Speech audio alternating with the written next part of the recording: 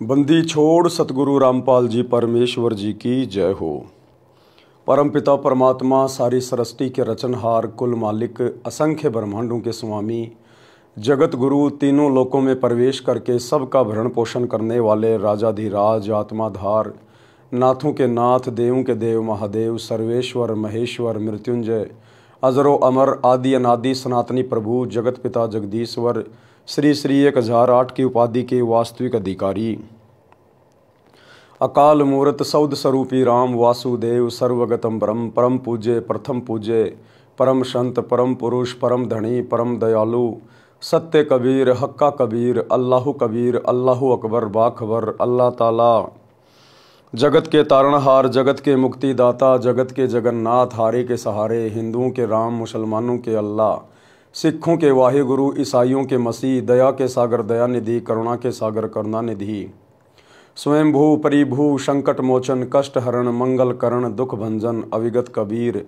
निर्विकार निर्विषम परमात्मा, अलय अलेख सतगुरु, आदि अनादि सतगुरु, असली मर्यादा पुरुषोत्तम, असली राम, असली कृष्ण, असली घनश्याम, असली मुरारी, राजाओं के राजा, महाराजाओं के महाराजा, शहंशाहों के शहंशाह, सम्राटों के सम्राट, भगवानों के भगवान, अल्लाहों के अल्लाह, प्रभुओं के प्रभु, मसीहों के मसीह, सच्चे वाहिगुरु, बाबाओं के बाबा, पीरों के पीर, सेठों के सेठ, जगत सेठ, सावड़सा सेठ, सर्वगुण संपन्न, अनंत कोटि कलाओं के स्वामी, अनंत कोटि ब्रह्मांडों के नायक, योगियों में महायोगी, ध्यानियों में महाध्यानी, सिद्धों में परम सिद्ध, ज्ञानियों में तत्वज्ञानी, ब्रह्म ज्ञानी, महाज्ञानी, परम ज्ञानी, सर्वश्रेष्ठ ज्ञानी, विज्ञानी, युवा कबीर, समृद्ध कबीर, असंवाद, अमित ओझा, सच्चे रहनुमा, करीम अल्लाह, शुभान अल्लाह, दुनिया के अंतिम पैगंबर, 8 सितंबर 1951 से गांव धनाना, जिला सोनीपत, हरियाणा, भारतवर्ष की पावन भूमि पे प्रकट रियल कल की भगवान श्री नारायण साकार हरि श्री बाबा साहिब नूर अनंत परमात्मा, संत शिरोमणि सतगुरु रामपाल जी परमेश्वर जी के चरण कमल में साध संगति से जुड़े हुए देश विदेश से आप और हम सभी सत्सेवक भाई बहनों का अनंत कोटि दंडवत प्रणाम। सत्साई भाइयों और बहनों, दया परमपिता परमेश्वर जी की, सारी सृष्टि के रचनहार की, सतगुरु रामपाल जी परमेश्वर जी के विशेष आशीर्वाद से, उनकी विशेष अनुकंपा से, उन्हीं के कर कमल से लिखित पवित्र पुस्तक जीने की राह के ऊपर वीडियो बनाने की श्रृंखला जारी है। इसी श्रृंखला में आज हमारा ये 11वें नंबर का वीडियो है। प्रत्येक वीडियो में गुरुदेव भगवान के आशीर्वाद से, भगत हो चाहे जगत हो, हमें भक्ति मार्ग से संबंधित बहुत सारी बातें पता चल रही है, जिन बातों को सुनकर हमारी रुचि और अधिक अध्यात्म की ओर अग्रसर हो रही है। भाइयों और बहनों, जीने की राह यदि इंसान को, मानव शरीरधारी स्त्री या पुरुष को कोई बता सकता है तो केवल परमात्मा सतलोक से चलकर स्वयं ही सतगुरु की भूमिका करके सत्संग करते हुए बता सकते हैं। अन्यथा इस पृथ्वी पर एक जीव दूसरे जीव को जीने की राह नहीं बता सकता।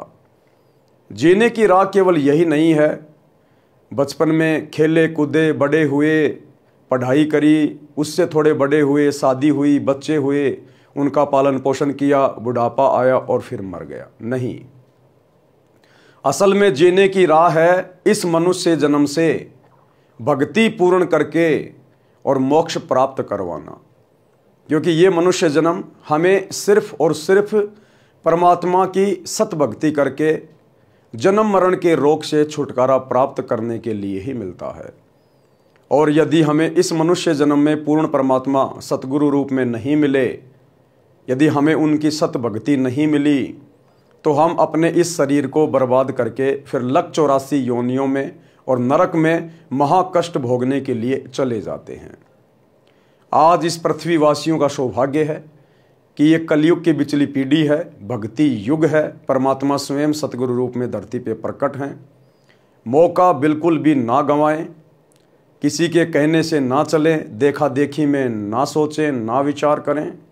अपनी आंखों से एक बार सतगुरु रामपाल जी के कर कमल से लिखित पवित्र पुस्तकों को पढ़ें, गूगल से डाउनलोड करें, विशेषकर ज्ञान गंगा और जीने की राह, तथा यूट्यूब पर सत्संग सुनिए, सृष्टि रचना सतगुरु रामपाल जी। अन्यथा भाइयों और बहनों, ये मनुष्य जीवन आपका बर्बाद है, बर्बाद। आप चाहे देश के राजा हैं या मुख्यमंत्री हैं, कुछ भी हैं, बहुत बड़े पैसे वाले हैं, व्यापारी हैं, आज आपका पूरे विश्व में नाम है, लेकिन ये शरीर छूटने के बाद में आपका ये नाम कहीं का नहीं रहेगा।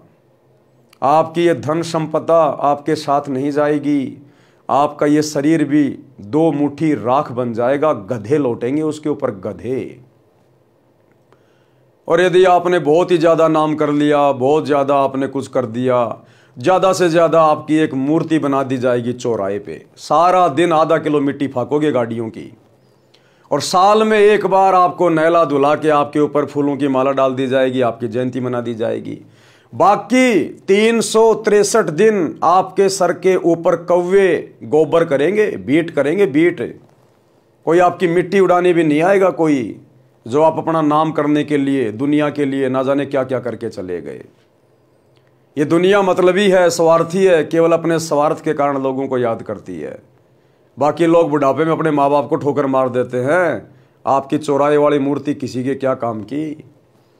तो भाइयों और बहनों, यदि नाम भी करना है तो भक्ति मार्ग में करो।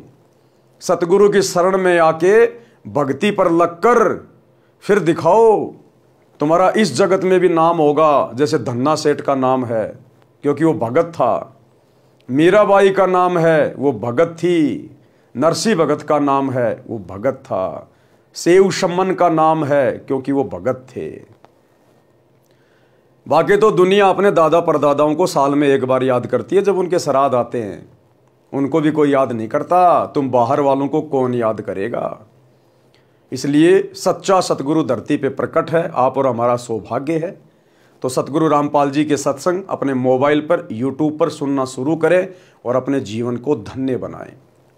तो पिछले वीडियो में गुरुदेव भगवान ने हमें किस प्रकार से समझाया कि घर घर में लड़ाई झगड़ा है, घर घर में कलह है। कारण क्या है? संतों का अभाव।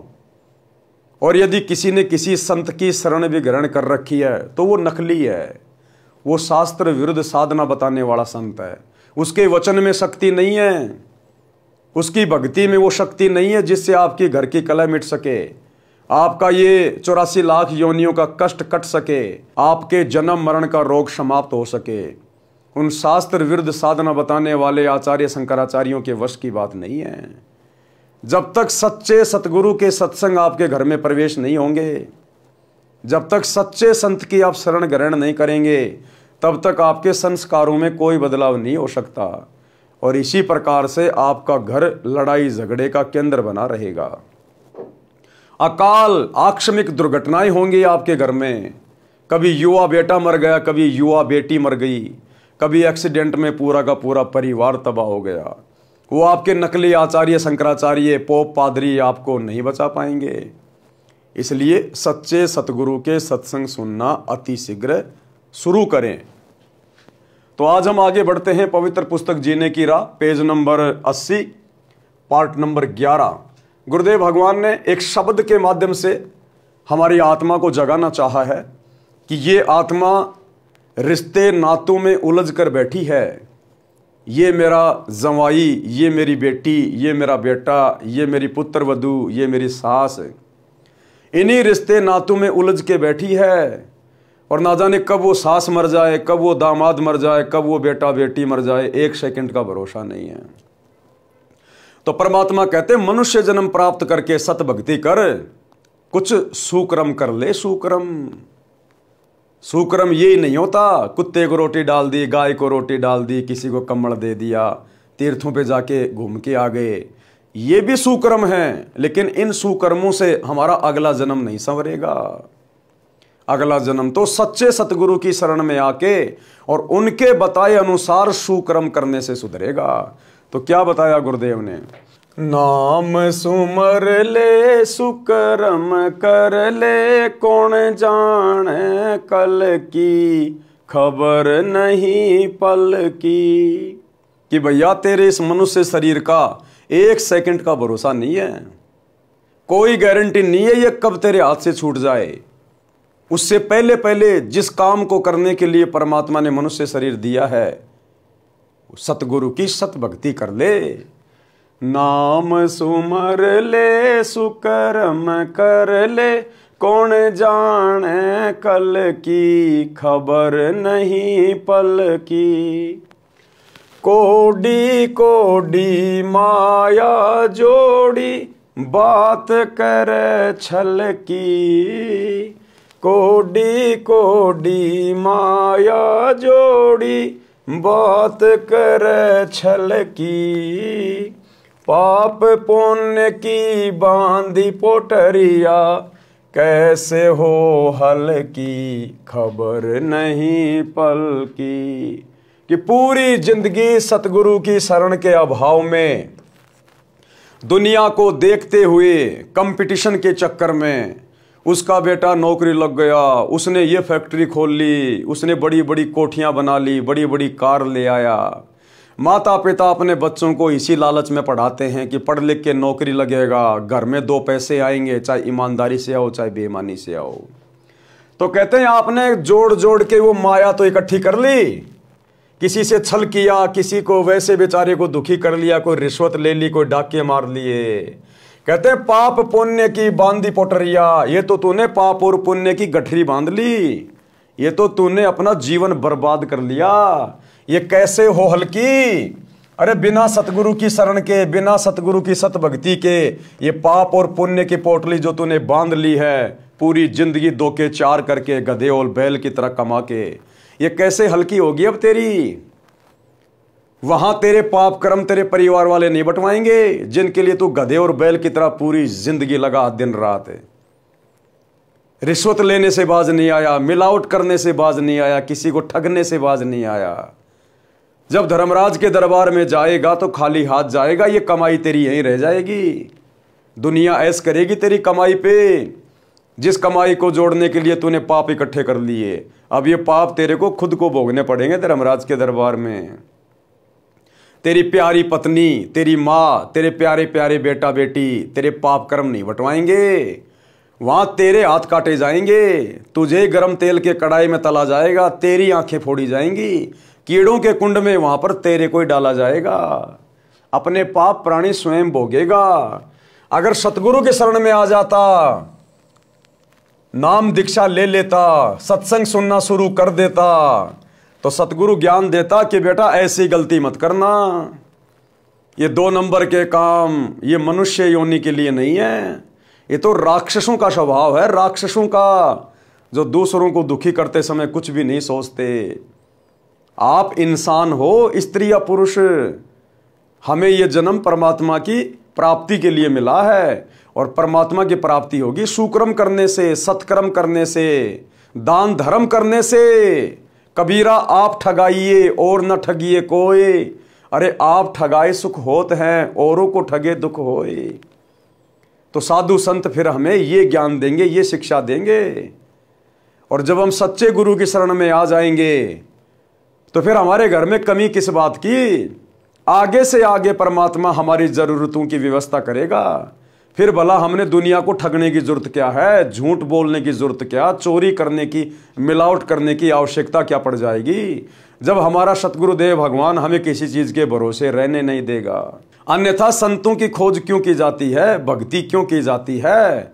अगर भक्ति करते करते भी यदि वही दुख हैं, वही संकट हैं, वही परेशानियां हैं, इंसान के विचारों में कोई बदलाव नहीं आ रहा, सुकर्म करने की प्रेरणा मन में नहीं उठ रही, इसका मतलब वो संत नकली है, वो सत्संग नकली है, उसको तुरंत त्याग देना चाहिए और तुरंत सच्चे सतगुरु की शरण में आके अपनी आत्मा का कल्याण करवाना चाहिए। एक बार सत्संग सुनना शुरू करें सतगुरु रामपाल जी के, आपके संस्कार चेंज होना शुरू हो जाएंगे। आपको 1-2 महीने बाद में स्पष्ट दिखाई देने लगेगा कि मैं तो बारूद के ढेर पे बैठा था, बारूद के ढेर पर, और सोच रहा था मैंने तो पैसे कमा लिए, दुनिया को ठग लिया। आपको आत्मग्लानि होने लगेगी कि मैंने तो कोरा पाप इकट्ठा किया, पाप, दुनिया को लूट लूट के, झूठ बोल बोल के, 2 नंबर के काम और मिलावट कर करके। और जिस दिन सतगुरु की शरण में आ जाएंगे फिर देखना, शौपन में भी आपको बेईमानी नहीं सूझेगी, शौपन में भी डरोगे रिश्वत लेते हुए, उल्टे काम करते हुए, क्योंकि ये परम संत है, इनके वचन में शक्ति है। आगे गुरुदेव क्या कहते हैं मात पिता परिवार भाई बंधु ये त्रिया मतलब की। त्रिया कौन? स्त्री। मात पिता परिवार भाई बंधु ये त्रिया मतलब की। चलती बरिया कोई न साथी या माटी जंगल की खबर नहीं पल की।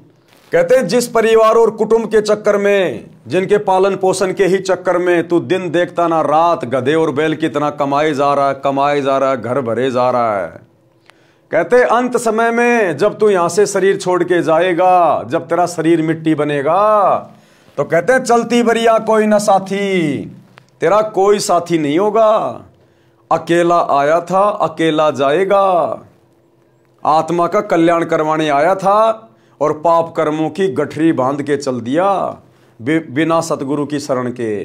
तो कहते हैं अंत समय में ना तो तेरे वो परिवार काम आएगा, ना बेटा बेटी, ना तेरी पत्नी, ना तेरा वो धन, कुछ तेरे काम नहीं आएगा। वही परिवार वाले तेरे को उठा के फूक फाक के आ जाएंगे, 2-4 दिन रोलेंगे धोलेंगे, फिर वो स्त्री कोई दूसरा अपना खत्म कर लेगी और वो परिवार वैसे ही चलेगा जैसे पहले चल रहा था। जिस परिवार की जिम्मेदारी लेके तू दिन रात टेंशन में रहता था, मैं मर जाऊंगा तो परिवार कैसे चलेगा, मेरे बेटा बेटी का क्या होगा। वो बेटा बेटी बड़े आनंद से रह रहे हैं, कोई दिक्कत नहीं है। दुनिया के माता पिता मरते हैं, 2-4 दिन का रोना धोना होता है, उसके बाद वो परिवार वैसे चलता है। सब अपनी अपनी किस्मत लिखवा के लाते हैं, कोई माँ बाप के भरोसे नहीं आता है। ये तो हम लोग फालतू की ठेकेदारी ले रहे, फालतू की ठेकेदारी। ठीक है, माता पिता की भी जिम्मेदारी निभानी है, बाल बच्चों का भी पोषण करना है। परमात्मा ये नहीं कहते कि माता पिता को छोड़ दो, परिवार को छोड़ दो या जिम्मेदारी ना निभाओ। नहीं, सारे काम करो, नेक नीति ईमानदारी से करो, लेकिन साथ में जो मुख्य काम था उसको क्यों भूल गया? भक्ति को। अरे मुख्य काम तो भक्ति है ना, तू भक्ति करने के लिए आया था ना इस धरती पर।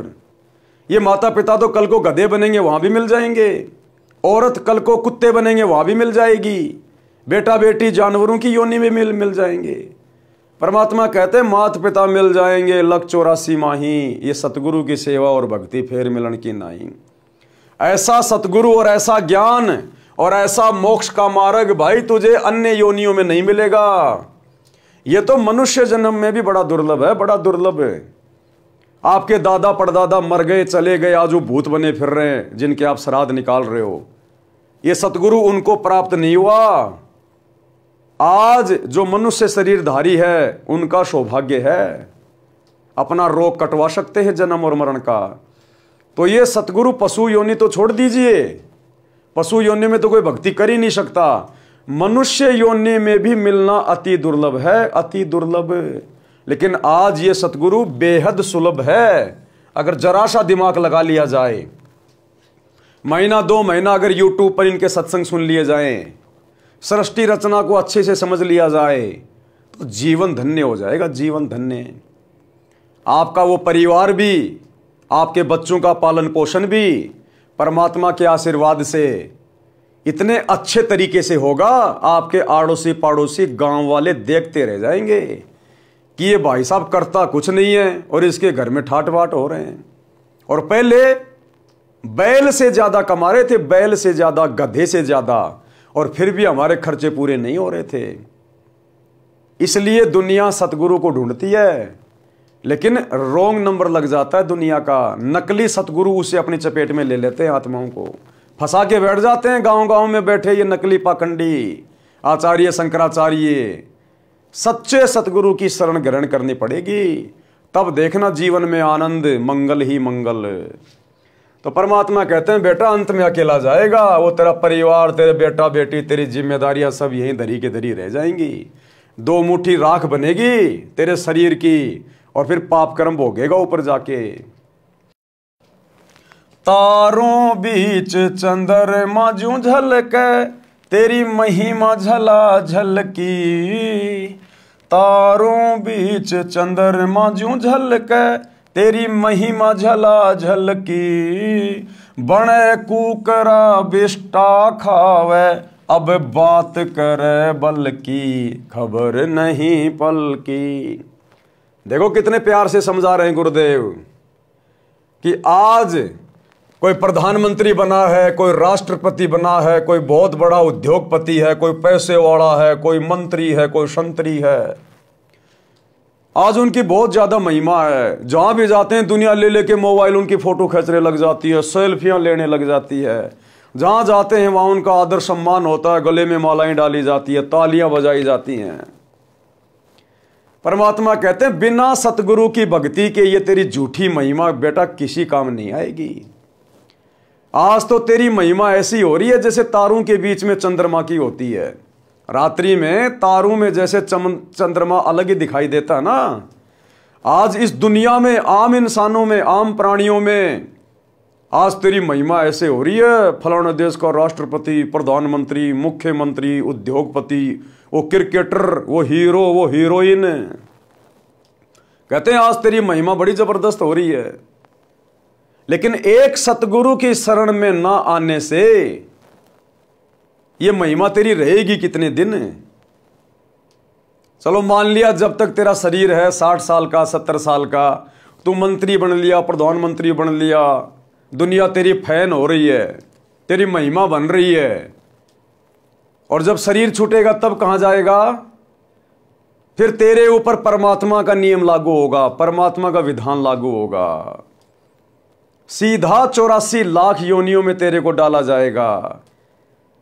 और 84 लाख योनियों में क्या बनेगा? कुत्ता। क्या खाएगा? टट्टी, गोबर। कहते बने कुकरा बिष्टा खावे। और इब बात करे बल्कि वर्तमान में तो धरती तोल रहा है। सेनाएं तेरे आगे पीछे रहती हैं, बॉडीगार्ड तेरे आगे पीछे चल रहे हैं। तेरे पास रहने की कमी नहीं, खाने की कमी नहीं, एरोप्लेन में यात्राएं कर रहा है, दुनिया तेरी फैन है। और शरीर छूटने के बाद में कुत्ता बनेगा, गोबर खाएगा, टट्टी खाएगा, दुनिया की गालियां खाएगा, कुत्ता कुत्ता। कहते कहां गई वो तेरी महिमा? तू देख नहीं रहा क्या? ये दुनिया भर के कुत्ते, गधे, सुअर, बैल ये क्या खा रहे हैं, कैसे रह रहे हैं, कैसे कैसे कष्ट में अपना जीवन व्यतीत कर रहे हैं? क्यों भाई? अरे जानवरों ने ऐसा क्या बुरा कर दिया जो बेचारे ये इतना कष्ट भोग रहे हैं? आत्मा तो इनके अंदर भी है, सुख दुख इनमें भी है, मोह ममता इनके अंदर भी है। ये इतना दुखी क्यों? और इंसान तू इतना सुखी क्यों? ये वही अफलातून है, ये गधे, कुत्ते, बैल, ऊंट, ये वही राजा, महाराजा, मंत्री, प्रधानमंत्री, वो क्रिकेटर, वो बॉलीवुड वाले, यही है वो जो पूरी जिंदगी अपनी झूठी महिमा करके चले गए। और अंत समय में इनकी ये दुर्गति हो रही है आज, एक सच्चे सतगुरु की भक्ति ग्रहण ना करने के कारण है। क्योंकि सतगुरु के भक्ति के बिना संस्कार नहीं कटते। 84 लाख योनियों का कष्ट नहीं कटेगा, यह चक्कर नहीं कटेगा। और 84 में चक्कर काटने के बाद फिर तेरे को नरक में ठोका जाएगा। नरक में गरुड़ पुराण पढ़ लेना, नरक क्या होता है। तो कहते हैं संसार की झूठी महिमा है, 4 दिन की झूठी महिमा। आगे की सोच आगे की, नाम सुमर ले, शुक्रम कर ले, कौन जाने कल की, खबर नहीं एक पल की। आगे क्या कहते हैं परमात्मा? ये संसार रैन का सुपना, जैसे ओश बूंद जल की, सत्य नाम बिना सब साधना, गार्या दल दल की, खबर नहीं पल की। ये दुनिया, ये संसार, कहते हैं ये तो एक रात्रि के सपने के जैसी है। जैसे हम लोगों को रात्रि में सौपन आता है, हम सेठ बन जाते हैं, राजा बने हैं, दिल्ली बंबई में घूम रहे हैं, हवाई जहाज में घूम रहे हैं, बड़े बड़े होटलों में खा रहे हैं। और जैसे सुबह सपना समाप्त होता है, आंखें खुलती हैं, कुछ भी तो नहीं, ना दिल्ली ना बंबई, वही टूटी चारपाई पे पड़ा है, वहीं अपने बेड पे पड़ा है। कहां गई वो जहां घूम रहा था तू रात को सौपन में, राजा महाराजा बन के, सेठ बन के? परमात्मा कहते हैं वो रात्रि का सपना घंटे 2 घंटे का। अरे ये जीवन भी तो एक सपना है, ये थोड़ा सा लंबा है। ये किसी का 30 साल का, किसी का 40 साल का, जिसकी जितनी उम्र है वो केवल सपने में जी रहा, सपने में, क्योंकि परमानेंट नहीं है। तेरे दादा परदादा देख ले, तेरी पीढ़ियां देख ले, कोई 60 साल जिया, कोई 70 साल, कोई 80 साल, कोई 100 साल। तू कितने दिन जिएगा? जाना तो तेरे को भी पड़ेगा। जैसे उनके सपने टूट गए ऐसे तेरे भी टूटेंगे। जिस दिन तेरी मौत आएगी उस दिन तेरा ये सपना टूट जाएगा। फिर तू हकीकत में खड़ा मिलेगा धर्मराज के दरबार में नंगा होके अपना अकाउंट करवाने के लिए। और धर्मराज तो एक ही बात कहेगा, ला भैया भक्ति, अरे भक्ति ला, भक्ति धन, कबीरा सब जग निर्धना, धनवंता ना कोई, और धनवंता सो जानिए जिसके पास राम नाम धन होए। तू कहेगा जी मैंने तो भक्ति करी नहीं, मुझे तो पता ही नहीं था। नहीं पता तो चल नरक में, चल गधा कुत्ता सुअर की योनियों में। कितना समझा के भेजा था तेरे को, वहां पर तेरी पूरी फिल्म चला दी जाएगी असंख्य जन्मों की, कि देख हाथ जोड़ रहा था, ये भगवान एक बार मनुष्य जन्म दे दे, ये परमात्मा अब की बार तेरी भक्ति करूंगा और कुछ नहीं करूंगा, कोई फालतू काम नहीं करूंगा।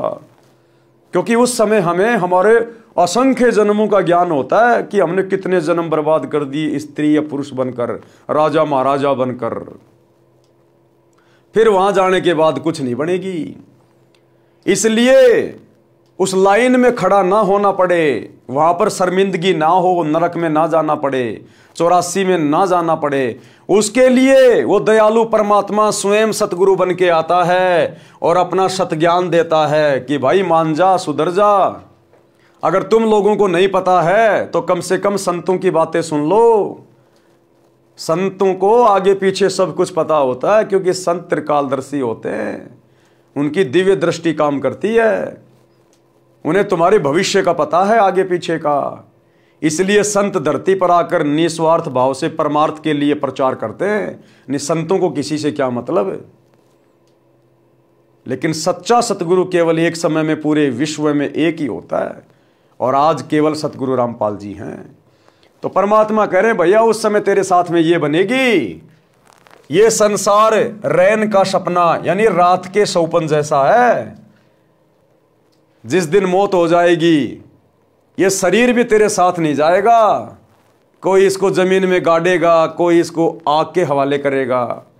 वो तेरे बेटा बेटी, परिवार, धन संपत्ति, खेत खलियान, तेरे फार्म हाउस, तेरे यार दोस्त, तेरी कार कोठी, तेरा वो पद, तेरे वो फैन, तेरे वो फॉलोवर, सब यही के धरे रह जाएंगे। अकेला जाएगा, तेरे साथ कोई नहीं जाएगा। फिर किसके सहारे रहेगा? फिर तुझे कौन बचाएगा? वहां तेरी कोई महिमा नहीं करेगा, वहां तो भगत की महिमा होती है, भगत की। धर्मराज भी अगर कांपता है तो भक्ति के सामने कांपता है। यहां चाहे देश का राजा बन के चला जा और भक्ति करी नहीं, वहां पर कान पकड़ के उठक बैठक निकलवाई जाती है। वहां नहीं चलती है प्रधानमंत्री, ये राष्ट्रपति वाली दादागिरी, प्रधानमंत्री वाली ये पावर वहां नहीं चलती, वहां तो भक्ति चलती है, भक्ति। तो परमात्मा कहते हैं सतनाम बिन सवै साधना गार्या दलदल की। सतनाम यानी सच्चे नाम की साधना के बिना और जितनी भी साधना है ये तो गार्या है, गार्या दलदल की। जैसे दलदल का जो कीचड़ होता है उसमें जितने हाथ पैर मारोगे उतना ही नीचे जाओगे, नीचे। तो इसी प्रकार शास्त्र विरुद्ध साधना चाहे कितनी कर लो, कितनी कावड़ ले आओ, कितनी पैदल यात्रा कर लो, कितने भंडारे कर लो, कितने कम्बल बांट लो, कितने मंदिर मस्जिद चर्च गुरुद्वारों में धोख लगा लो, तुम तो दलदल वाली गार्या में धस रहे हो। अंत में दुर्गति निश्चित है। और सतनाम की साधना केवल सतगुरु रामपाल जी के पास है, बाकी दुनिया में किसी के पास नहीं है। इसलिए समझदार को समय रहते संत रामपाल जी के सत्संग सुनना शुरू कर देना चाहिए। अंत समय जब चले अकेला आंसू नैन ढलकी, अंत समय जब चले अकेला तेरे आंसू नैन ढलकी, कहे कबीर शरण गह मेरी हो रक्षा जल थल की, खबर नहीं पल की। परमात्मा कह रहे अंत समय में जब तू चलेगा ना यहां से अकेला, तेरी आंखों से आंसू निकलेंगे, रोएगा तू, पछताएगा उस समय कि ये परमात्मा मैंने क्या किया। मैं तो खाली आया था और खाली जा रहा हूं। मैं तो जिस चीज को जोड़ने में पूरी जिंदगी लगा रहा, मेरे साथ तो कुछ भी नहीं आया। वो मेरा परिवार, मेरी संपत्ति सब नीचे धरी की धरी रह गई। मैं तो भक्ति करने आया था, भक्ति का तो मैंने खाता भी नहीं खोला, और ये तो दुर्गति हो गई मेरी, दुर्गति। तो मालिक कहते अंत समय में जो भक्तिहीन प्राणी होता है वो रोता हुआ जाएगा, यम के दूत उसके मुख दर मारते हुए लेके जाएंगे, नंगे पैर पकड़ के उसकी कॉलर, उसकी गर्दन। और कहते हैं कहे कबीर शरण गए मेरी, कबीर परमात्मा कहते हैं जब मैं सतगुरु रूप में धरती पे आता हूं, मेरी शरण में तो आके देख एक बार, यम के दूत तेरे निकट भी नहीं आएंगे। हो रक्षा जल थल की, जब तक जिएगा तब तक भी तेरी मैं रक्षा करूंगा, तेरे ऊपर कोई आंच नहीं आने दूंगा। और मरने के बाद तो परमात्मा शब्द रूप में साथ रहेगा, धर्मराज भी हाथ जोड़ेगा, आओ भगत जी, आओ भगत जी। और बाकी प्रधानमंत्री का भी कान पकड़ के आगे ठोकर मारेगा, निकल यहां से, नालायक, गया था भक्ति करने, लग गया राजपाट करने में, कोरे पाप कमा के ले आया। भावार्थ, परमात्मा कबीर जी ने बताया है कि हे भोले मानव, स्त्री या पुरुष, परमात्मा का नाम जाप कर, शुभ कर्म कर, पता नहीं कल यानी भविष्य में क्या दुर्घटना हो जाएगी, एक पल का भी ज्ञान नहीं है। धन का संग्रह छल कपट किए बिना हो ही नहीं सकता। गुरुदेव कह रहे हैं धन का संग्रह छल कपट किए बिना होगा ही नहीं। ये सतगुरु के वचन है, परम सत्य है। 2 नंबर के काम किए बिना, छल कपट किए बिना, मिलावट किए बिना, रिश्वत लिए बिना आपके पास में धन का संग्रह हो ही नहीं सकता, इम्पॉसिबल। जिसमें से कुछ धर्म पर भी खर्च कर देता है, इस प्रकार पाप तथा पुण्य की 2 गठरी बांध ली, ये कैसे हल्की होंगी। पाप तो नरक में और पुण्य स्वर्ग में भोगता है। माता पिता भाई पत्नी आदि आदि परिजन अपने अपने मतलब की बातें सोचते हैं, पूर्व जन्मों के कारण परिवार रूप में जुड़े, यानी परिवार में आज जो भी हमारे रिश्ते नाती हैं, आपके बेटा बेटी या माता पिता भाई बंधु, ये पिछले जन्मों के हमारे एक दूसरे के ऋण संबंध हैं। कोई अपना पूरा करने आया है, कोई लेने के लिए आया है, जिसका जितना संस्कार है उतने दिन हमारे से रिश्तों में जुड़े रहेंगे। और जब वो संस्कार पूरा हो जाएगा, अचानक से बेटा बेटी एक्सीडेंट में मर जाते हैं, जवान है, क्यों मर गए भाई, वो तो आपके थे ना, क्यों मरने दिया आपने, वो आपके नहीं थे भैया। ना जाने कितने बेटा हो लिए, कितनी बेटी हो ली, कितने माता पिता बन लिए, कितना क्या हो लिया। ये तो हमारे पिछले जन्मों के ऋण संबंध है जो हम पूरा करने आते हैं। एक बाप पूरी जिंदगी कमाता है और बेटा आवारागर्दी करता है, शराब पीता है, वो पिछले जन्म में उस बाप ने उस बेटे का खा रखा है, अब की बार वो पूरा करने आया है। वो बाप कमा कमा के दे रहा है जो पिछले जन्म में उसका लूटा था, और वो बेटा खा रहा है। एक घर में बेटा कमा रहा है, बाप शराब पी रहा है। अब वो बाप का उस बेटे ने पिछले जन्म में धन खा रखा है, इस जन्म में वो बाप बैठा बैठा खा रहा है और वो बेटा कमा कमा के दे रहा है। आपके घर में जो दामाद जी हैं, आपने जिनको अपनी बेटी दे दी, बहुत सारा दहेज भी दे दिया, गाड़ी भी दे दी, वो दामाद उस ससुर ने पिछले जन्म में उस दामाद का खा रखा है, लूट रखा उसको। इस जन्म में वो दामाद बनके, जवाई बनके वो धन भी ले गया और बेटी भी ले गया। ये केवल ऋण संबंध है, यहां कोई किसी का नहीं है।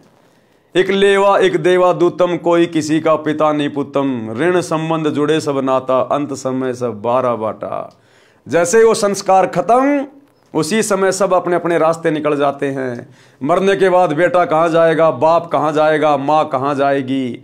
भक्ति नहीं करी तो बाप बनेगा गधा, माँ बनेगी कुतिया, बेटा बनेगा सुअर, हो गया 12 बाट अंत में सब कुछ। और अगर सतगुरु की शरण में आ जाते, सत्संग सुन लेते, नाम दीक्षा ले लेते, तो सतगुरु अपने विमान में बैठा के ले जाता, विमान में बैठा के अपने सतलोक में। ना या गधा बनना, ना कुत्ता बनना, ना किसी का लेना, ना किसी का देना। और भैया मरना तो है, अमर तो कोई रहेगा नहीं, चाहे जो मर्जी हो, मरना तो है। अगर मरना है तो फिर आगे का भी क्यों ना सोच ले कि मरने के बाद आगे कहां जाएंगे, ठिकाना कहां होगा हमारा। थोड़ा उस पर भी तो विचार कर लो 2 मिनट शांति से बैठ के, कि मरना तो पड़ेगा और मरेंगे तो शरीर भी साथ नहीं जाएगा, बाकी चीजें तो जानी नहीं है। तो आगे क्या ठिकाना, मैं जाऊंगा कहां मरने के बाद? वो संत बताते हैं, सच्चा सतगुरु बताएगा, उनके सत्संग सुनने की जरूरत है। ये दुनिया केवल तुम्हें यहां का ज्ञान दे सकती है, ज्यादा धन कैसे कमाया जाएगा, 2 नंबर के काम कैसे किए जाएं, दुनिया को कैसे ठगा जाए। ये दुनिया केवल तुम्हारे को कर्म बिगाड़ने वाली बातें समझा सकती है, लेकिन संत तुम्हारे कर्म सुधारने वाली बातें बताएगा। इसलिए संतों की जरूरत पड़ती है। जिस जिसका समय पूरा हो जाएगा, संस्कार समाप्त होता जाएगा, वह तुरंत परिवार छोड़कर चला जाएगा। जैसे रेल में डिब्बा भरा होता है, जिस जिसने जहां जहां की टिकट ले रखी है वहां वहां उतर कर चले जाते हैं। ये परिवार रेल के डिब्बे की तरह है। मृत्यु के उपरांत ये शरीर मिट्टी हो जाता है, उस समय तेरा कोई परिवार का सदस्य साथी नहीं होगा। एक व्यक्ति अपनी पत्नी से बहुत प्रेम करता था। अब समझा रहे हैं परमात्मा कि परिवार में ही उलझ कर रहने वाले, अपने जीवन को बर्बाद करके जाने वाले, जरा सा ध्यान दो। एक व्यक्ति अपनी पत्नी से बहुत प्रेम करता था। वृद्ध हुआ तो उसकी मृत्यु निकट थी। उसने अपनी पत्नी से कहा कि आप मेरे साथ चलोगी? वह तुरंत मना कर गई कि ना, मैं ना मरूं तेरे साथ, तेरे तो 3 साल छोटी सूं। वृद्ध को उस दिन सदमा हो गया। उसने उससे बात करना भी बंद कर दिया। निकट आए तो मुंह मोड़ ले, बोले कुछ नहीं। 60 वर्ष के साथ में उस वृद्ध को पहली बार एहसास हुआ कि कोई किसी का नहीं है। यदि उस वृद्धा को समझ होती और वास्तविक प्रेम होता तो कहती कि मुझे भी साथ ले चलना। वृद्ध ने क्या साथ ले जाना था, वो तो मजाक कर रहा था, कोई साथ थोड़ी लेके जाना था। उसका मन खुश हो जाता, आसानी से मर जाता। समय से पूर्व वृद्धा को कौन मारता? इससे सिद्ध है कि वास्तविक प्रेम की बातें दूर की कोडी हैं। सब स्वार्थ के कारण जुड़े हैं, स्वार्थ के कारण। हे मानव, पूर्व जन्म के जप तप तथा धर्म संस्कार से वर्तमान में मंत्री, प्रधानमंत्री या उच्च अधिकारी बनकर ऐसे सुशोभित हो रहा है जैसे रात्रि में तारों के बीच में चांद की शोभा होती है। यदि सत्संग विचार नहीं सुने तो आत्मज्ञान के बिना परमात्मा की भक्ति ना करके भविष्य के जन्म में कुत्ता बनकर बिष्टा यानी गोबर टट्टी खाएगा। बड़े कुकरा खावे बिष्टा। अब तू अपने बल यानी शारीरिक शक्ति, पद की ताकत की बातें करता है, फिर पशु बनकर महान कष्ट उठाएगा। नर से फिर तू पशुआ कीजे, गद्दा बैल बनाई। मरने के बाद क्या होगा? भक्तिहीन प्राणी का नर यानी इंसान से फिर तू पशु बनेगा, गधा कुत्ता सुअर बनेगा, बैल बनेगा, ऊंट बनेगा। तेरे नाक में नाथ डाली जाएगी, फोड़ फोड़ के खेत में जोता जाएगा। नर से फिर तू पशुआ कीजिए, गद्दा बैल बनाई। और ये 56 भोग कहाँ मन बोरे, कुरड़ी चरने जाई। आज छोटा मोटा कोई अधिकारी बन के, कोई पद पोस्ट प्राप्त करके और अपनी ताकत का जो अहंकार करता है ना, बेवजह लोगों को परेशान करता है। कहते हैं बिना भक्ति के अगले जन्म में ऊंट बनेगा, बैल बनेगा। तेरे नाक को फोड़ के नाथ डाली जाएगी, रस्सा डाला जाएगा और यू खींच खींच के चलाया जाएगा तेरे को, खींच खींच के। बिना सतगुरु की भक्ति के कितनी बड़ी आफत मोल ले रहा है। शब्दार्थ, जो मनुष्य स्त्री या पुरुष सत्य भक्ति शास्त्र अनुसार गुरु से दीक्षा लेकर नहीं करता, वह मृत्यु के पश्चात पशु जीवन प्राप्त करता है। वह गधे या बैल के शरीर प्राप्त करता है। मानव शरीर में स्वादिष्ट भोजन खाता था। गधा बनने के पश्चात अच्छा खाना भी नहीं मिलता। गधे का शरीर धारण करके जंगल में कूड़े के ढेर में गंदा भोजन व घास खाता है। इसलिए भक्ति करो। आज तो लक्स के साबुन से नहा रहा है, बड़े बड़े महंगे महंगे खुशबूदार शैम्पू लगा रहा है, सेंट लगा रहा है? जरा सी कोई गंदगी लग जाए तो शर्ट को उतार के नई ले लेता है। और एक भक्ति ना करने से अगले जन्म में गधा बन के राख के ऊपर लौटेगा, राख के ऊपर। जिंदगी में कोई तुझे एक बार भी नहीं नहलाएगा, एक बार भी। ये दुर्गति होगी फिर इस इंसान की। ये 4 दिन की महिमा, उसके बाद कष्ट ही कष्ट। हे मानव, संसार में तेरा जीवन ऐसे है जैसे सुबह ओस के जल की बूंदें घास पर चमक रही होती हैं, जो कुछ समय में समाप्त हो जाती हैं। इसलिए पूर्ण सतगुरु से सतनाम की यानी सच्चे नाम जाप मंत्र लेकर भक्ति करके जीव का कल्याण करा ले। सच्चे शास्त्र अनुकूल भक्ति मंत्र के अतिरिक्त सब शास्त्र विरुद्ध साधना तो दलदल की गारा के समान है, निकालने की बजाय दुगना फंसाती है। वह साधना परमेश्वर कबीर जी के पास थी तथा कुछ संतों को भी परमेश्वर कबीर जी ने बताई थी, परंतु उनको अन्य को बताने को मना किया था। वर्तमान में सन 1997 से मुझदास रामपाल दास के पास है। मेरे अतिरिक्त वर्तमान में किसी भी संत व गुरु के पास शास्त्र प्रमाणित भक्ति मंत्र नहीं है। यह दावा वर्तमान में सतगुरु रामपाल जी के अलावा कोई भी आचार्य शंकराचार्य नहीं कर सकता कि पूरे विश्व में मेरे अलावा और किसी के पास में शास्त्र अनुकूल मोक्ष प्राप्त करवाने वाली साधना नहीं है। कोई भी आचार्य शंकराचार्य दावा नहीं कर सकता। ये क्या दावा करेंगे? देश में 4 शंकराचार्य एक एक वेद को लेके बैठे हैं। इनको तो वेदों का ज्ञान भी पूर्ण नहीं है। एक एक वेद को लेके बैठे हैं, एक एक वेद को। और कभी इनके यूट्यूब पे इनके वीडियो देखना, गाय के पीछे पड़े हुए, गाय के पीछे, गाय को माता बना दो, गाय को माता बना दो। अरे गाय माता बन गई तो तेरा क्या भला हो जाएगा? और क्या माता बनने से उस गाय का भला हो जाएगा? उस गाय को क्या पता तू माता बन गई, तू देश का राष्ट्रीय पशु बन गई, उस गाय को क्या पता?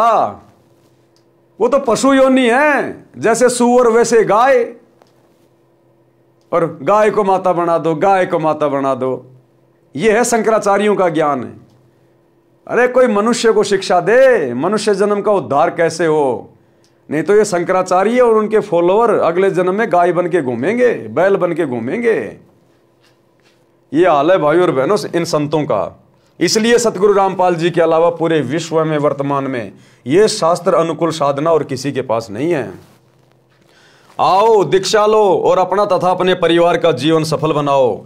यदि आप जी ने मेरे यानी रामपाल दास के अतिरिक्त किसी अन्य पंथ के संत या गुरु से दीक्षा ले ली तो वही बात होगी कि आसमान से गिरे और खजूर में अटके। अब ये सत्संग सुन के, ये ज्ञान सुनकर, ये पुस्तकें पढ़कर यदि आपने कहीं और से दीक्षा ले ली, किसी और नकली काल के दूत के जाके फंस गए तो आसमान से गिरे और खजूर में अटके, वहीं की वहीं रह जाओगे, वहीं की वहीं। घर के रहोगे ना घाट के।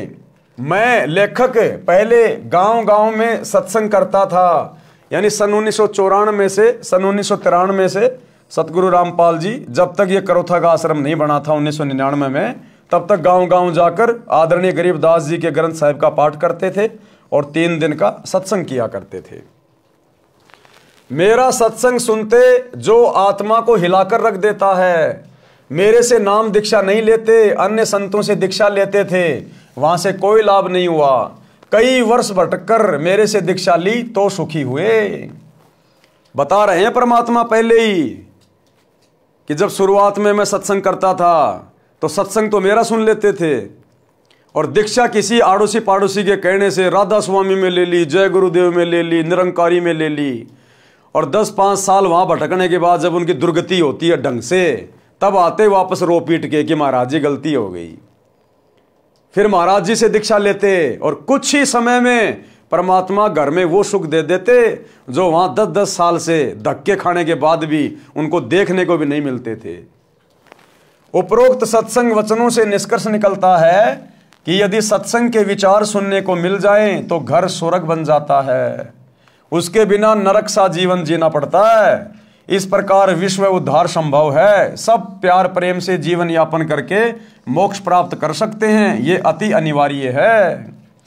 यानी भक्ति करना इस मनुष्य जीवन के लिए अति अनिवार्य है। इस मनुष्य जीवन का दूसरा कोई कर्म नहीं है। बाकी आपके प्रारब्ध में पहले से लिखा हुआ है, कब आपकी शादी होगी, कब आपका बेटा होगा, कब आपकी मौत होगी, कब आपके माँ बाप मरेंगे, क्या आप काम धंधा करेंगे, सब कुछ आपके भाग्य में पहले से फिक्स होता है।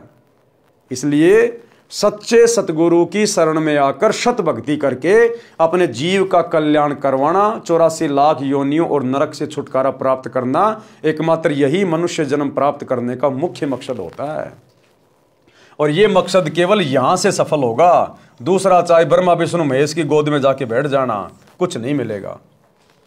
वर्तमान की कुछ सत्य कथाएं, यानी सतगुरु रामपाल जी से उपदेश लेने के बाद जो परिवार पहले उजड़े पड़े थे, उनका घर नरक हुआ पड़ा था, सतगुरु की शरण में आने के बाद किस कदर वो आत्माएं उभर गई, आज उनका घर स्वर्ग समान हो चुका है। नोट, निम्न कथा यहां पर तथा शेष पृष्ठ 299 पर पढ़े। भगत सुरेश दास के उजड़े परिवार को बसाया। गांव डिग्गल पाना गंजा, भगत का नाम सुरेश एलावत तथा भगतमती का नाम यशवंती। डिग्गल गांव गवाह है कि भगत सुरेश शराब, सुल्फा, तंबाकू का घड़ा आदि था, एक नंबर का नशेड़ी था भगत सुरेश। घर की ठोर बटोर कर रखा था।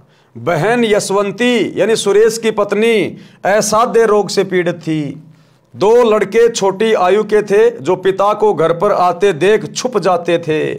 घर में झगड़ा रहता था। बहन यशवंती का एक भाई हरियाणा पुलिस में डीएसपी था, जो अब सेवानिवृत्त हो चुका है। नाम है भगत राजेंद्र सिंह राठी, गांव भापड़ोदा। उसने अपनी बहन के उपचार में कोई कसर नहीं छोड़ी, क्योंकि जीजा तो दारू पीता था, एक नंबर का नशेड़ी था। तो यशवंती का जो भाई था वो हरियाणा पुलिस में डीएसपी था। उसने अपनी बहन के इलाज करवाने में कोई कसर नहीं छोड़ी, जिसका राजेंद्र नाम था। उसने अपनी बहन के उपचार में कोई कसर नहीं छोड़ी थी, परंतु व्यर्थ रही। मेरा एक भगत, गुरुदेव कह रहे हैं कि मेरा एक भगत जो हरियाणा पुलिस में नौकरी कर रहा है, वह आर्य समाज के महान प्रचारक श्री जौहरी सिंह जी का बेटा है। गांव जसराना, जिला सोनीपत। इसके साथ मेरा छोटा भाई महेंद्र भी हरियाणा पुलिस में नौकरी करता था, जिसको सन 2016 में रिटायर होना था, परंतु परमार्थी मिशन के उद्देश्यों को समझकर सन 2005 में रिटायरमेंट लेकर मेरे साथ हाथ बटा रहा है। मेरा भाई एसपी रोहतक का ड्राइवर था। क्या कह रहे गुरुदेव? मेरा भाई एसपी रोहतक का ड्राइवर था।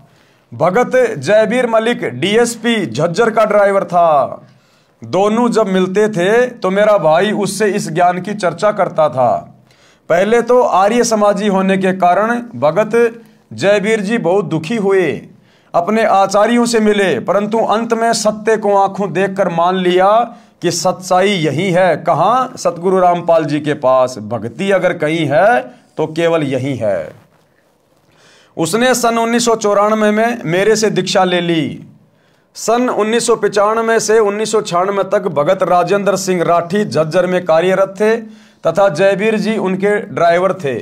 भगत राजेंद्र जी का एक भाई पुलिस में नौकरी करता था। बहन यशवंती वाली बीमारी उसको भी थी, जिस कारण से सन 1995 में उसकी मृत्यु हो गई थी। ड्राइवर के नाते भगत जयबीर जी भी डीएसपी के साथ उनके घर गए। सब हालात का ज्ञान हुआ।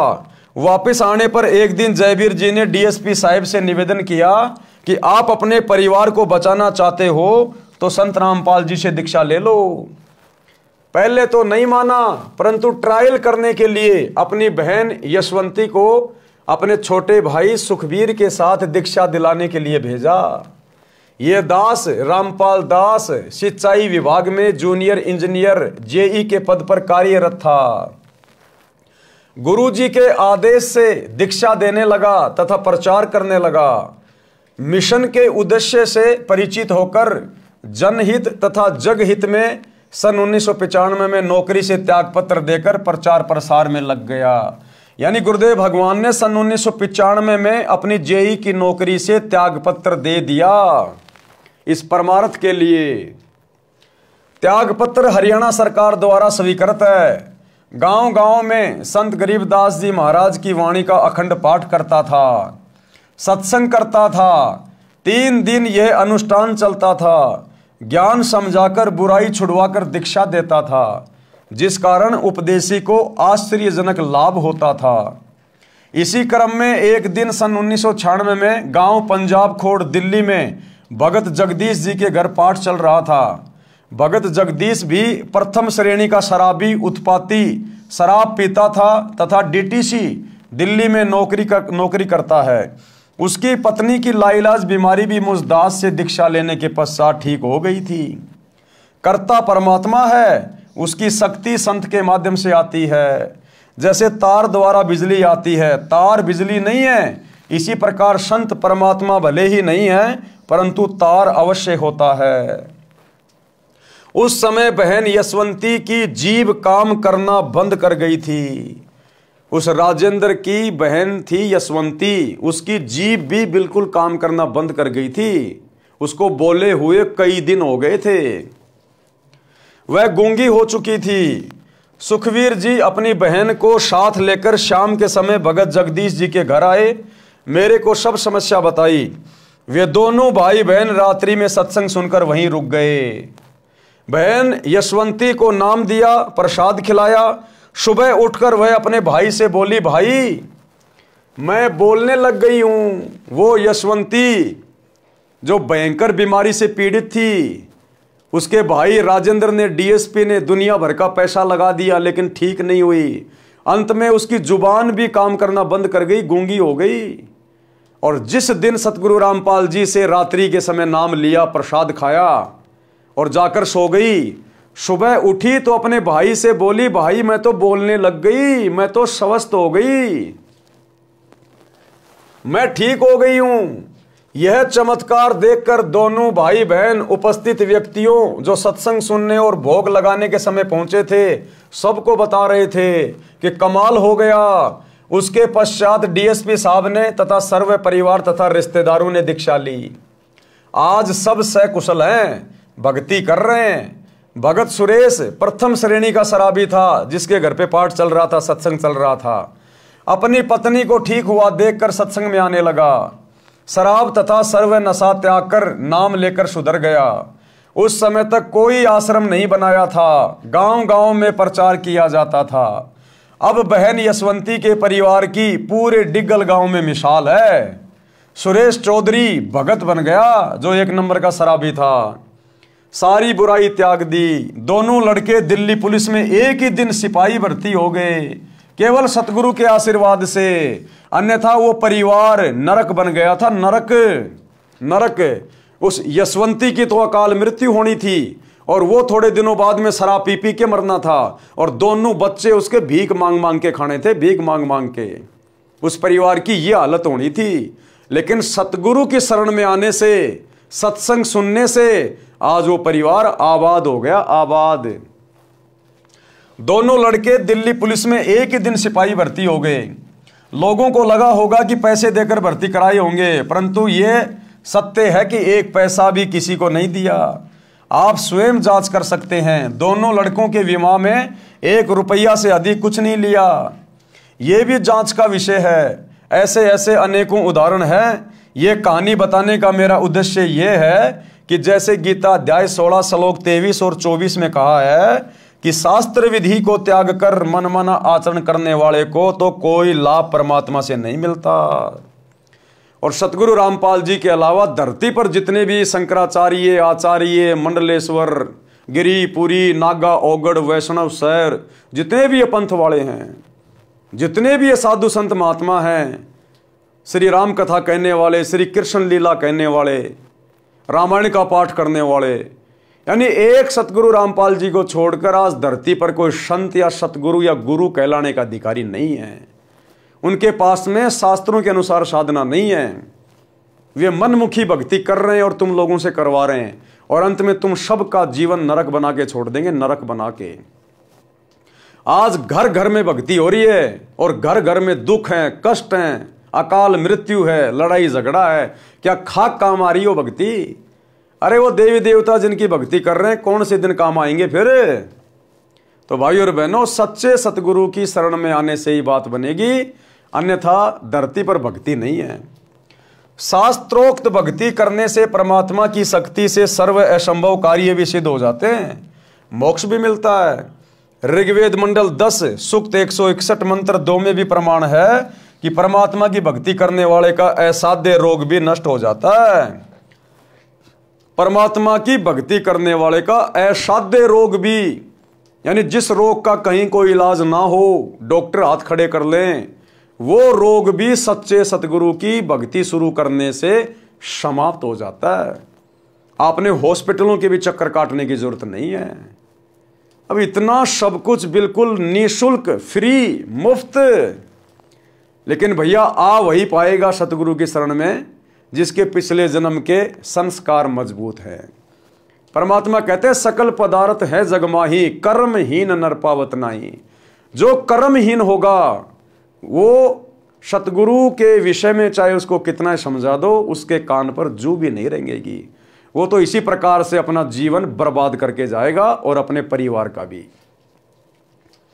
यदि रोगी मौत के निकट भी पहुंच गया हो तो सत्य भक्ति करने वाले को स्वस्थ करके परमात्मा 100% यानी 100 साल की आयु प्रदान कर देता है।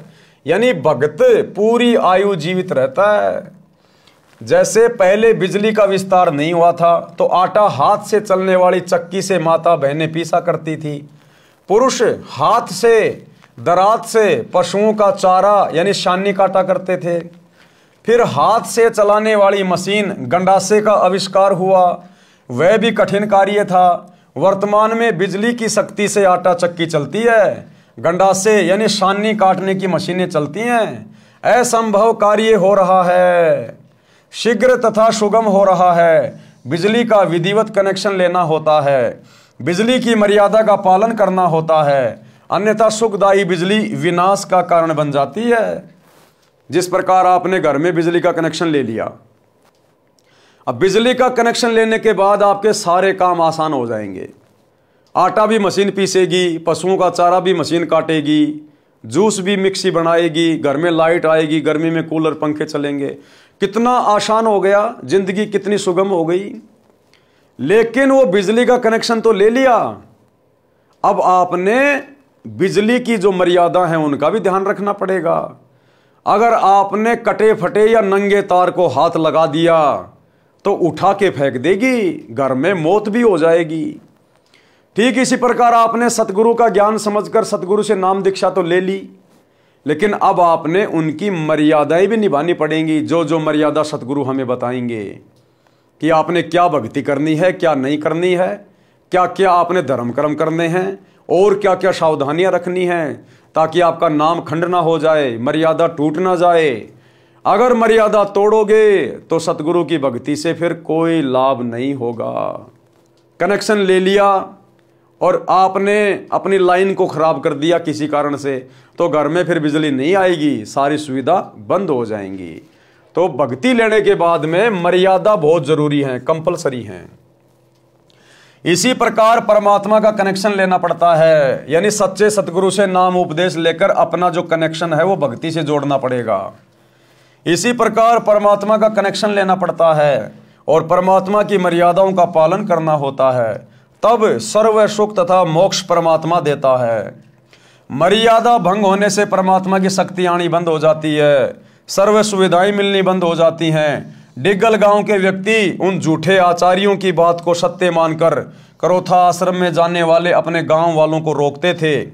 तो भगत सुरेश जी तथा बहन यशवंती जी हाथ जोड़कर गांव के उन व्यक्तियों से कहते थे कि गामराम मारो चाहे छोड़ो, हम आश्रम में जाना बंद नहीं करेंगे। हमारा तो घर वहीं से बसा है, नहीं तो हम आज उजड़ गए होते। परमात्मा ने उनकी सच्ची भक्ति का फल भी ऐसे ही दे रखा है। सत्संग न सुनने से सर्वनाश हुआ। अब एक तो आपने कथा सुन ली कि सत्संग सुनने से, सच्चे गुरु की शरण में आने से किस प्रकार उजड़ा हुआ घर भी आबाद हो गया, और सत्संग ना सुनने से, सतगुरु की शरण में ना आने से कैसे आबाद परिवार भी बर्बाद हो जाते हैं।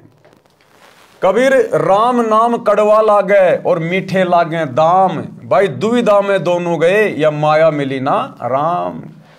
शब्दार्थ, सत्संग न सुनने वाले मानव स्त्री पुरुष को परमात्मा के विधान का ज्ञान नहीं होता, जिस कारण से उनको परमात्मा के विषय में चर्चा भी अच्छी नहीं लगती है। धन संग्रह करना अच्छा लगता है, जिस कारण से उनको दोनों से हाथ धोने पड़ते हैं। यानी उससे न तो परमात्मा मिलता है और न ही मृत्यु के पश्चात धन भी यहीं रह गया, उसके दोनों ही हाथ से निकल गए। पंजाब प्रांत में मेरे यानी रामपाल दास के पूज्य गुरुदेव जी का आश्रम तलवंडी भाई की नामक कस्बे में है। उनके सतलोक चले जाने के पश्चात उनका दास रामपाल दास महीने के दूसरे रविवार को सत्संग करने जाता था। मेरे गुरुदेव जी के कुछ शिष्य तलवंडी भाई की कस्बे के सेठ भी हैं। उनका रिश्तेदार शुक्रवार को एक वृद्धा की मौत पर शोक व्यक्त करने सहपरिवार आया था। वह शनिवार 2 बजे बाद दोपहर को अपने घर चंडीगढ़ जाने लगा तो सत्संगी रिश्तेदारों ने उनसे कहा कि आज और रुक जाओ, कल सुबह 8-10 बजे सत्संग होगा, आप सत्संग सुनकर प्रसाद लेकर जाना। यानी जहां गुरुदेव सत्संग करने जा रहे थे तो वहां पर उनका कोई रिश्तेदार आया हुआ था जिनके घर पे सत्संग था। पैसे वाला था, बड़ी पार्टी थी, बिजनेस करता था, मारुति गाड़ी में सहपरिवार आया हुआ था। उनके घर में कोई मौत हो गई थी, इसलिए शोक व्यक्त करने आया था। तो जब वो जाने लगा तो भक्तों ने कहा जी आज और रुक जाओ, 10-11 बजे गुरु जी का सत्संग है, 2-3 घंटे सत्संग होगा, सुन के आराम से चले जाना आप जी। लेकिन उसको तो भैया पैसे की चिंता हो रही थी कि मेरी पार्टी आई हुई है, उसको मैंने होटल में ठहराना है, उसके लिए मैंने बहुत ज़्यादा बंदोबस्त करने हैं, मेरा उसके साथ में एग्रीमेंट होना है, मैंने 5 लाख रुपए उससे कमाने हैं। अब 1995 में 1998 में 5 लाख रुपए भाई साहब आज के 15-20 लाख रुपए के बराबर थे। तो वो नहीं माना और सहपरिवार बिना सत्संग सुने चल दिया। रिश्तेदार ने कहा कि कल रविवार को एक पार्टी आएगी, 2 बजे उनसे मेरा अनुबंध होना है, यानी एग्रीमेंट है, जिसमें मुझे 5 लाख रुपए का लाभ होगा। यह घटना सन 1998 की है। सत्संगियों ने आग्रह किया कि आप रविवार को 11 बजे सुबह चलोगे तो भी आप समय पर पहुंच सकते हो, फोन करके उन्हें सूचित कर देंगे कि वे कुछ देर से आ जाएंगे। परंतु वह नहीं माना क्योंकि उसको तो पैसे दिखाई दे रहे थे 5 लाख। उसके परिवार में कुल 4 सदस्य थे, पत्नी तथा बेटा बेटी। चारों अपनी मारुति कार में सवार होकर चंडीगढ़ के लिए शनिवार को रवाना हो गए। चंडीगढ़ से कुछ पहले अंबाला शहर के पास एक बजरी का भरा ट्रक खराब हालत में खड़ा था। उसके पिछले टायर निकाल रखे थे, जैक लगा रखा था। माया के लोभी को केवल 5 लाख का ही लाभ नजर आ रहा था। यानी वही बातें सोचता हुआ गाड़ी चला रहा था, पार्टी आएगी, एग्रीमेंट करूंगा, उस बिजनेस में मुझे 5 लाख रुपए मिलेंगे, 5 लाख से फिर ये करूंगा वो करूंगा। कार पूरी गति से चला रहा था। कार उस बजरी के भरे ट्रक के नीचे घुस गई, जैक हट गया, पूरा परिवार कुचल गया। बड़े दुख के साथ कहना पड़ रहा है कि यदि सत्संग सुनने के लिए रुक जाता तो ये नाश नहीं होता। माया के बिना तो काम चल जाता, परंतु काया के बिना यानी शरीर के बिना नहीं चलता, क्योंकि शरीर है तो परमात्मा की भक्ति करके आत्म कल्याण कराया जा सकता है। परमेश्वर कबीर जी ने सतर्क किया है कि कबीर राम नाम कड़वा लागे और मीठे लागे दाम, दुविधा में दोनों गए माया मिली ना राम। अब उसको सत्संग तो लग रहा था कड़वा और 5 लाख रुपए लग रहे थे मीठे। ये राम नाम कड़वा लागे और मीठे लागे दाम, और दुविधा में दोनों गए माया मिली ना राम। अब मर गया, पूरे परिवार को ले मरा, हो गया पूरा घर बर्बाद, मर गए सारे के सारे। वो एग्रीमेंट वहीं धरा का धरा रह गया, ना वो पैसा साथ गया और शरीर भी उसका भी सत्यानाश कर दिया, जिस शरीर से भक्ति करके मोक्ष प्राप्त कर सकता था। इसलिए भाइयों और बहनों, संतों की शरण अति आवश्यक है। कहते संत शरण में आने से आई टले बला, और जय मस्तक में सूली हो कांटे में टल जा। अगर वो सत्संग सुनने के लिए रुक जाता तो वो बला संत टाल देता। संत इसीलिए तो प्रयास करता है अपने भक्तों में प्रेरणा करके। वो भगत उसको क्यों रोक रहे थे? गुरुजी की प्रेरणा से, क्योंकि गुरुजी को तो पता था ना आगे का क्या होने वाला और क्या नहीं होने वाला। लेकिन भैया वो नहीं माना तो अपनी दुर्गति करवा बैठा। शब्दार्थ, सत्संग ना सुनने वाले मानव स्त्री पुरुष को परमात्मा के विधान का ज्ञान नहीं होता, जिस कारण से उसको परमात्मा के विषय में चर्चा भी अच्छी नहीं लगती। धन संग्रह करना अच्छा लगता है, जिस कारण से उसको दोनों से हाथ धोने पड़ते हैं। यानी उसे न तो परमात्मा मिलता है और मृत्यु के पश्चात धन भी यहीं रह गया। उसके दोनों ही हाथ से निकल गए। इसलिए भाई और बहनों, सत्संग की ओर रुचि करो, आत्म कल्याण कराओ और जीवन की राह को आसान बनाओ।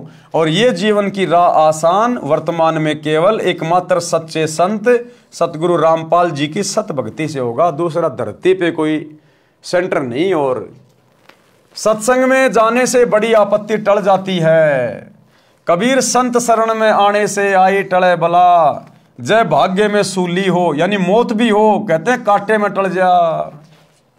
भावार्थ, समर्थ कबीर परमेश्वर के कृपा पात्र सच्चे गुरु सतगुरु से दीक्षा लेने वाले भगत या भगतमती की परमात्मा रक्षा करता है। यदि पूर्व जन्म के पाप के कारण साधक को मौत की सजा सूली यंत्र के द्वारा मिलनी भाग्य में लिखी हो, जो अत्यधिक पीड़ादायक होती है। पहले के टाइम में राजा महाराजा सूली की सजा तोड़ा करते थे। एक 5 या 6 फुट का भालेनुमा ऊपर से पहना एक लकड़ी होती थी, उसको जमीन में गाड़ दिया जाता था। और जिस व्यक्ति को सूली की सजा सुनाई जाती थी उसको अच्छे से बांध के ऊपर उसके एक वो चकड़ा लगा दिया जाता था और उस व्यक्ति को गुदा द्वार से बैठा दिया जाता था ऊपर। उसकी गुदा से वो भाला अंदर जाता था शरीर में, धीरे धीरे धीरे धीरे, और खोपड़ी से निकलता था। इतनी कष्टदायक पीड़ादायक मौत दी जाती थी, उसको कहते थे सूली तोड़ना। तो परमात्मा कहते हैं अगर आपके भाग्य में वो सूली से सजा तोड़ना भी लिखी है और यदि आप सच्चे सतगुरु की शरण में आ जाते हैं तो गुरुदेव भगवान कहते हैं वो कांटे में टल जाती है। यानी महीने 2 महीने की जेल में काट देगा परमात्मा। अगर गर्दन कटनी हो तो आपके हाथ की उंगली कट के रह जाएगी।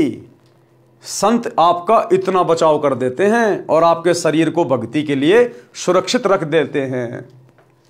तो परमात्मा उस भगत के उस मृत्यु दंड को समाप्त करके कुछ छोटा मोटा दंड, जैसे पैर में कांटा लगना, इतना देकर टाल देता है। भयंकर दंड को नाम मात्र के दंड में बदल देता है, जो बहुत बड़ी बला यानी परेशानी थी। एक गांव में संत का आश्रम था। अब देखो कैसे एक कथा के माध्यम से गुरुदेव भगवान हमें समझा रहे हैं कि किस प्रकार से परम संत की शरण में आने के बाद सूली जैसी सजा भी एक कांटे में टल जाती है, हल्के में परेशानियां कट जाती हैं। एक गांव में संत का आश्रम था जो गांव से लगभग 2 किलोमीटर दूर बना था। उस गांव के कई परिवार संत जी के शिष्य थे। संत जी वर्ष में केवल 2 बार उस आश्रम में आते थे। उसके साथ कुछ स्थायी शिष्य भी आते थे। वह संत अपनी मंडली के साथ प्रत्येक बार 2 महीने उस आश्रम में रहता, फिर अन्य आश्रम में जाता था। संत जी अपने कार्यक्रम के अनुसार 2 महीने के लिए आया हुआ था। उस गांव के भक्तों ने भोजन की व्यवस्था अपने अपने घरों से कर रखी थी। एक परिवार एक दिन का भोजन आश्रम वालों को घर से बनाकर लाकर खिलाता था। प्रत्येक भगत की इच्छा रहती थी कि अपने गुरुजी को उत्तम भोजन, खीर व सब्जी रोटी खिलाएं। एक परिवार का भोजन का दिन था। उस दिन दूध खराब हो गया। जिस दिन एक बहन का भोजन का नंबर था गुरुजी को भोजन खिलाने का, उस दिन उसकी भैंस का दूध खराब हो गया। तो अब वो दूध मांगने के लिए अपने किसी पड़ोसन के पास गई। उस दिन दूध खराब हो गया। उस माई का नाम कस्तूरी था। उसी के पड़ोस में एक परिवार था जिसमें केवल 2 माँ बेटे थे। कारण यह था कि उस बहन रामो के पति की मृत्यु असमय हो गई जब लड़का 2 वर्ष का था। उस बहन ने एक घटना देखी थी कि उसके परिवार में दूसरे दादसरे की संतान में एक बहू विधवा हो गई थी। एक पुत्र 3 वर्ष का था। उसने अपने देवर से शादी कर ली। देवर भी शादीशुदा यानी मैरिड था। देवर से भी उसको एक पुत्र प्राप्त हो गया। देवर देवरानी उससे मजदूर के समान बर्ताव करते थे। रूखा सूखा जूठा टुकड़ा पहले बेटे तथा माता को देते थे, जिस कारण से लड़के ने बड़ा होने पर आत्महत्या करनी पड़ी। वह भी पागल होकर कहीं चली गई। सब देवर जेठ बुरे नहीं होते। इस घटना को याद करके उस रामो बहन ने जेठ देवर से विवाह नहीं किया, लत्ता नहीं ओढ़ा, अपने बेटे करमपाल को पाला पोसा, मेहनत मजदूरी की। कुछ जमीन भी थी, उसी में मेहनत करके गाय भैंस को पालती थी। अपने बेटे को अच्छा घी दूध खिलाती पिलाती थी, विचार करती थी कि बेटा शीघ्र जवान हो जाएगा, इसका विवाह करूंगी, ये अपने कार्य को संभाल लेगा, मैं सुख का जीवन जीऊंगी। परंतु सत्संग बिना ज्ञान नहीं, ज्ञान सतगुरु देता है, और भक्ति बिना जीव सुखी नहीं हो सकता, चाहे कितना ही धनी क्यों ना हो, चाहे कोई कितना ही धनी क्यों ना हो, भक्ति बिना 2 टके का भी सुख नहीं है। आज आप प्रधानमंत्री से मिल लीजिए, राष्ट्रपति से मिल लीजिए, किसी बड़े उद्योगपति से मिल लीजिए, यदि आप 5-7 दिन उनके साथ रह के देखेंगे, आपको मौका मिल जाए कभी उनके पास में रहने का, उनके घर पे, आपको उनसे ज्यादा महादुखी व्यक्ति दुनिया में कोई दूसरा दिखाई नहीं देगा। 24 घंटे उनको चैन नहीं, नींद भी पूरी नहीं लेते। आज वहां मीटिंग है, आज वहां जाना है, आज वहां नुकसान हो गया, उस फैक्ट्री में ये हो गया, वहां काम चल रहा था 2 मजदूर बन गए, पुलिस आई हुई है। रातों को गोलियां खा खा के सोते हैं, शराब पी पी के। जरा सा सुख नहीं है, जरा सा चैन नहीं है। बस केवल हमें दिखाई देते हैं कि ये तो एरोप्लेन में घूम रहा है, महंगी महंगी गाड़ियां ला रखी हैं, बड़ी बड़ी कोठियां बना रखी हैं। उनके अंदर सुख शांति 1 पैसे की भी नहीं है, 1 पैसे की भी। सिर पर पिता का साया नहीं था, बेटा मां के लाड से बिगड़ता ही है। मां का स्वभाव अपने संतान को सर्व संभव सुख देना होता है। कहावत है कि रांड का बेटा तथा रंडवे की बेटी बिगड़ती ही है। कारण यह है कि पिता कार्यवश बेटी की गतिविधि पर ध्यान नहीं रख पाता, मां बेटे की गतिविधि पर ध्यान नहीं दे पाती। बेटी को तो अपने साथ रखती है, जिस कारण से करमपाल नशा करने लग गया। अब यह कहानी परमात्मा उस औरत की बता रहे हैं जिस औरत का उस दिन दूध खराब हो गया था, और उसके पड़ोस में जो औरत थी रामो और उसका बेटा करमपाल, ये उनकी कथा परमात्मा बता रहे हैं। माता से झगड़ा करके रुपए या बाजरा जवार चना ले जाता, उसे बेचकर नशा करता। और रामो का बेटा जो करमपाल था, जिसका पिता बचपन में मर चुका था, अब मां के लाड़ प्यार से वो इतना बिगड़ गया, वो नशा करने लग गया। मां पैसे नहीं देती तो घर से अनाज वगैरह चोरी करके दुकान पे बेच के और शराब पीने लग जाता। मां सारा दिन रोती रहती थी कि सोचा क्या था, ये कैसी कर्म गति, आगे से आगे सब उल्टा हो रहा है। जिस चिंता के कारण दुबली पतली हो गई थी। भगतमती कस्तूरी अपनी पड़ोसन रामो यानी राम प्यारी के घर गई। पहले कुशल मंगल की औपचारिकता करते हुए पूछा कि बेटा क्या कर रहा है, कैसे हो माँ बेटा। ये बात सुनकर बहन रामो रोने लगी और बोली कि बहन कैसे भी नहीं है, लड़का बिगड़ गया है, नशा करता है, कहना नहीं मानता है, झगड़ा करता है, गाली गलौज पर उतर आता है। आपको तो पता है परिवार तथा गांव वालों ने मेरे ऊपर कितना दबाव डाला था। जेठ का लत्ता ओढ़ ले पति के बड़े भाई से पुनः विवाह करने के लिए। मैंने राजवंती की घटना से डरकर जेठ से विवाह नहीं किया। अपने बेटे को सुखी देखने के लिए आज इसने उससे भी अधिक दुख दे दिया।